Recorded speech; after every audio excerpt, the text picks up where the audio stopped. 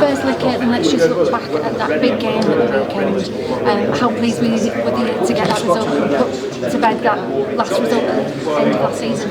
Yeah, people have been talking a lot about that and saying that it's revenge, and for me it's rugby league. You play that on the day, and you can't take stuff that happened last year too seriously, and this year's a totally different season. We've got a great new squad, we've got just so much energy and more experience as the seasons go on, so I think that's just what we needed leading into this weekend. Another semi-final, you've got plenty of experience from that. What will you be passing on to those girls who will be experiencing it perhaps for the first time?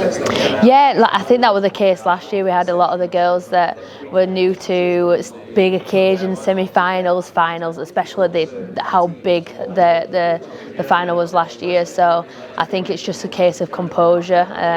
That they need to have a lot of energy and a lot of determination to be able to get us there, but not stress too much about the occasion, just treat it as a normal game. So it can be quite a hard balance, but I think the girls have got it in them. As one of the most experienced players in the side now, how pleasing is it to see people like Ruby and Evie Cousins coming through, and how proud are you of them and the academy that they've been able to produce? Yeah, massively. Like I came through the academy myself, and this is my 7th season with Leeds, and when I say that, it's kind of scary actually, but it's great seeing them and Ruby and Ruby and Evie. They ask a lot of questions.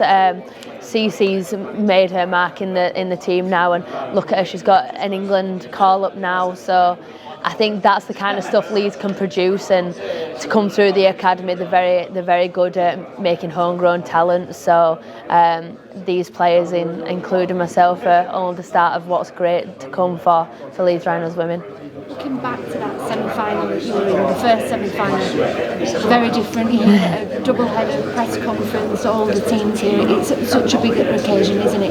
And there's much more to grow, isn't there, in the women's game as well? Massively. I just said over there that the first time that I saw last year that it was going to be at Wembley, my heart dropped. I didn't think that it would be so close to the beginning of the Super League, really, but I do think it's warranted. The games that we're putting out there, the skills, the contact. Everyone always says there's so many big hits in the women's game. I think that we are warranted to be playing in these big occasions, and if Wembley's coming, then hopefully Old Trafford's only around the corner. So it's the way to make the women's game grow, and the exposure so far has been phenomenal to get it to this point.